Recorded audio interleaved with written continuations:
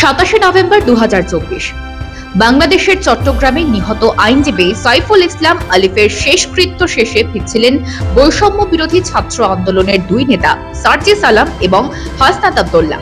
অভিযোগ ওঠে তাদেরই গাড়িকে ধাক্কা মারে একটি ট্রাক। সেই গাড়িতে অবশ্য সার্জিস, হাসনাত এমনকি কোনো নেতাকর্মী ছিলেন না।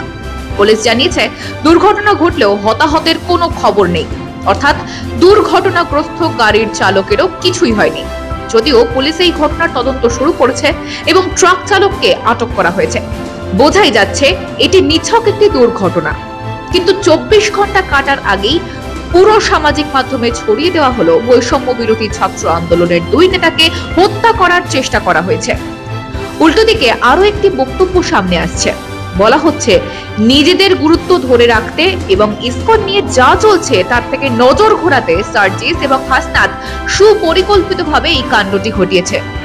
এই প্রতিবেদনটি পুরোটি দেখলেই বুঝতে পারবেন কোনটি ঠিক এবং কোনটি বেঠিক, এবং এমন ঘটনা ঠিক কারা ঘটাচ্ছে, কেন ঘটাচ্ছে। The brain behind the whole thing is amazing, meticulously designed thing. It's not just suddenly came, it's not like that. Very well designed. Even the leadership pattern, people don't know who the leader.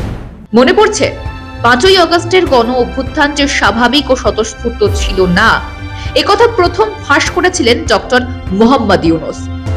তর্কের খাতিরে ধরে নেওয়া গেল গণ অভ্যুত্থান হলো একটি সরকারের পতন হলো, তার পরিবর্তে দেশের বহু মানুষের আকাঙ্ক্ষার একটি নতুন সরকারও গঠন হলো।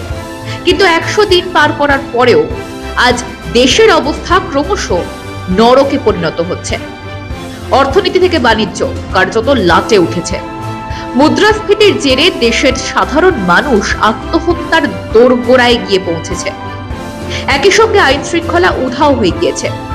দেশের প্রত্যেকটি মানুষ এখন আতঙ্কে রয়েছে যে এই হয়তো মৌলবাদীর দল হামলা চালাবে, লুটপাট করে শেষ করে দেবে।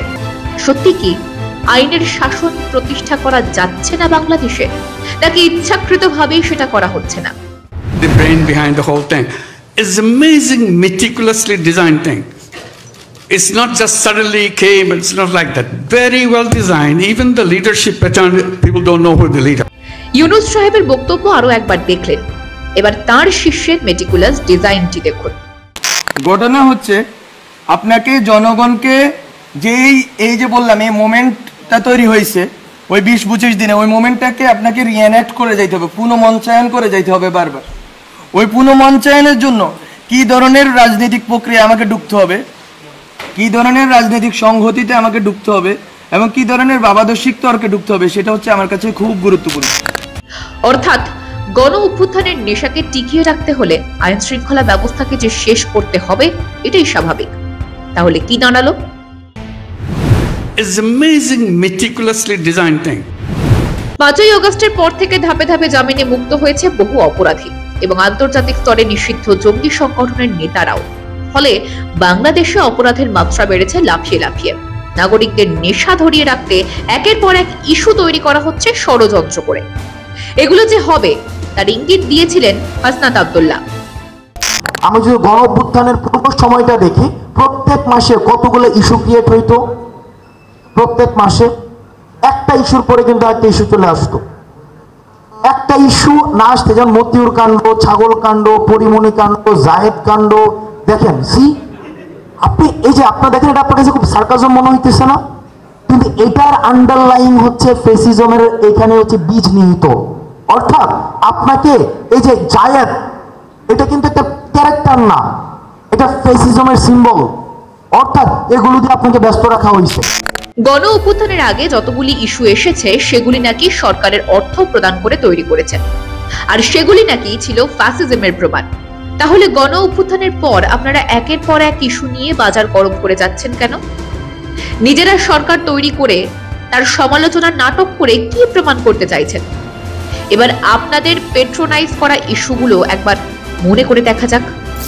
ফ্যাসিজমের খতিয়ান, সুপ্রিম কোর্টের বিচারপতির পদত্যাগ কাণ্ড, বাংলাদেশের কলেজ বিশ্ববিদ্যালয়ের শিক্ষকদের পদত্যাগ করানোর কাণ্ড, প্রশাসনিক কর্তাদের বদলি ও পদত্যাগ কাণ্ড, আনসারদের বিক্ষোভ কাণ্ড, ঢাকা মেডিকেল কলেজে হত্যা ও হামলা, দফায় দফায় সংখ্যালঘুদের উপর হামলা, হত্যা, ধর্ষণ, মন্দির ভাঙচুর, ডক্টর ইউনূসের রিসেট বাটন বিতর্ক, বাংলাদেশের সাংবাদিকদের একাংশের বিরুদ্ধে ঢালাও মামলা, চট্টগ্রামে পাহাড়িয়াদের উপর হামলা, দেশে ক্রমাগত কট্টর ইসলামপন্থীদের দৌরাত্ম্য, রিকশা চালকদের বিক্ষোভ কাণ্ড, ইসকন সহ সনাতনীদের দাবিকে গুরুত্ব না দিয়ে পাল্টা হামলার ঘটনা, পতাকা কাণ্ড, ইসকন নিষিদ্ধের দাবি তুলে দেশকে অশান্ত করার চেষ্টা, চট্টগ্রামে আইনজীবী হত্যাকাণ্ড, দেশে খিলাফত শাসন কায়েম করার জন্য উৎসাহ দিয়ে আতঙ্ক তৈরি করা, চাঁদাবাজি কাণ্ড, ভুল চিকিৎসায় এক ছাত্রের মৃত্যুকে হাতিয়ার করে 37টি কলেজে ভাঙচুর কাণ্ড,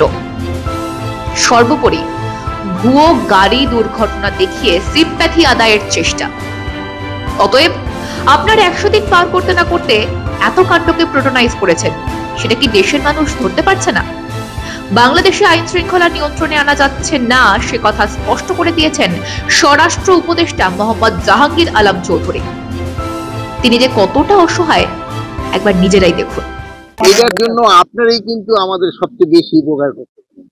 তারা কেন দাবি নিয়ে মানে তারা কিন্তু একটা আলোচনা করতে পারে আমাদের সাথে, অথবা তারা যদি রাস্তা ব্লক না করে সরারদি উদ্যানে এসে তাদের যে ক্ষোভ যেটা আছে বলতে পারে, তারপরে তাদের যে প্রতিনিধি গিয়ে আমাদের সাথে আলাপ করতে পারে এটার সমস্যার সমাধান করতে। তারপরে আবার ধরেন যে বিভিন্ন কলেজের সাথে যে হচ্ছে, এক কলেজ আরেক কলেজে, এখানে ধরেন যে ছাত্র প্রতিনিধি আছে, দুই কলেজের প্রতিনিধিরা নিজের আলাপ করে নিতে পারে, দুই কলেজের শিক্ষকরা রয়ে গেছে, তারাও কিন্তু আলাপ করে সমস্যাটা সমাধান করতে পারে। আমি আপনাদের কাছে অনুরোধ করব, এরা যেন রাস্তায় না নামে, এটার জন্য আপনারাও তাদের অনুরোধ করবেন। কঠোর হচ্ছেন না কেন, কঠোরটা কিন্তু একটা বড় শব্দ। আবার কঠোর হলে আপনারাই বলবেন যে এরা কোন ইসের আসছে, আগের মতোই হয়ে গেছে, আগের আপনি চান যে আমরা এখানে লেথাল ওয়েপন ইউজ করবো? আমরা তো চাচ্ছি না কোনো অবস্থায় আমার ছাত্র ভাইয়ের উপরে কোনো ধরনের লেথাল ওয়েপন ইউজ করবো। আমরা চাচ্ছি যে আলোচনার মাধ্যমে যদি সমস্যাটা সমাধান হয় ওটা ভালো, শান্তিপূর্ণ ভাবে সমাধান। আমার এই ছেলে, আমার এই ভাই, আমি কার উপরে এই মানে কঠোর হবে? তাদের আমি যদি বুঝে পারি ওইটি সবচেয়ে আগে চেষ্টা করা হলো।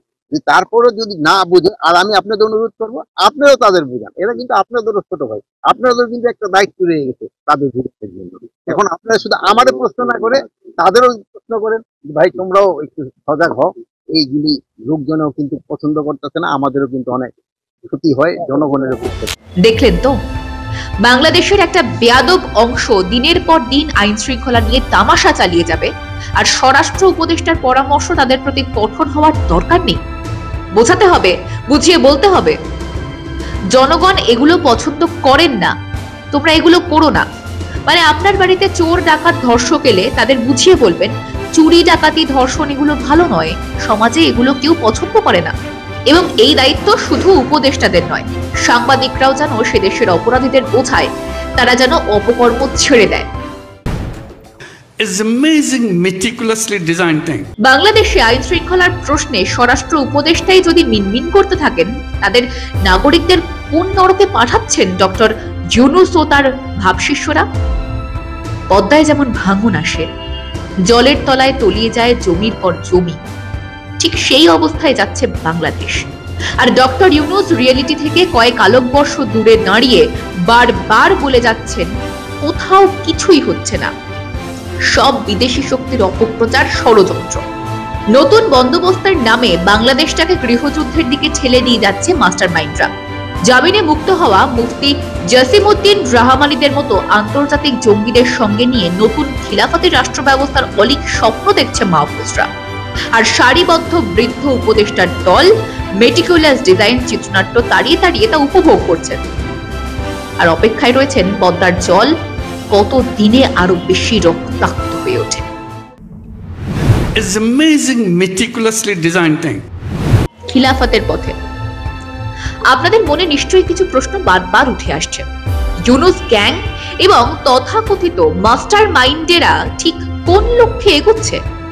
এই বিশৃঙ্খলাকে ফের প্রশ্রয় দেওয়ার আসল উদ্দেশ্য কি? বাংলাদেশে তারা কোন শাসন ব্যবস্থা প্রতিষ্ঠা করতে চায়? এর সরল উত্তর হলো খিলাফত শাসন ব্যবস্থা। আমরা যখন এই আন্দোলন করেছি তখন আমরা বলেছি একটি কথা, যে আমরা দায় ও দরদের সমাজ চাই, রাজনীতি চাই। তো ওখানে মাওলানা ভাসানীর এই যে পালনবাদ মানে হচ্ছে একজন রব উনি আমাদের প্রতিপালক, উনি আমাদেরকে পালন করতেছেন। আমাদের দায়িত্ব হচ্ছে রবের খলিফা হিসাবে আমাদেরকেও পালন করা। আবার বৈশ্বিক যে শাসন শোষণ বিরোধী সমাজতান্ত্রিক লড়াইয়ের কথা বলি, সবকিছুর সংমিশ্রণে উনি এমন একটি জীবন ভিক্ষা আমাদেরকে দিয়ে গেছেন, যার মাধ্যমে আমরা শুধুমাত্র বাংলাদেশের ফ্যাসিস্টবাদী ব্যবস্থার বিরুদ্ধে লড়াই নয়, বরং বৈশ্বিক যে লড়াই আছে, বৈশ্বিক যেই প্রাণ প্রকৃতি রক্ষার লড়াই আছে, বৈশ্বিক যে ফ্যাসিস্ট যেই আইডিওলজিস এবং হিন্দুত্ববাদ জায়নবাদকে লড়াইয়ের ব্যাপার আছে, আরও যত ধরনের লড়াই আছে নিপীড়িত মানুষের, সব লড়াইয়ে মাওলানা ভাসানী শুধুমাত্র বাংলাদেশের জন্য নয়, পুরো দুনিয়ার জন্যই প্রতিকৃত। এবং আমরা আশা করি যে একদিন যে উনি যে অধরা স্বপ্ন নিয়ে মারা গিয়েছেন, আমরা মনে করি যে আমরা শুরু করলাম মাত্র, আমরা যাতে এই বাংলাদেশটাকে ওনার স্বপ্নের মতো সাজিয়ে আমরা শেষ করতে পারি আমাদের জীবন, আমরা সেই চেষ্টা করব আজীবন। কি বুঝলেন? এবার মাওলানা ভাসানীর কাঁধে বন্দুক রেখে তার দর্শনকে ভেঙে চুরে খিলাফতি শাসন ব্যবস্থার বুনিয়াদ করতে চাইছে মাহফুজরা। It's amazing, meticulously designed thing. Bureau report, মাধ্যম।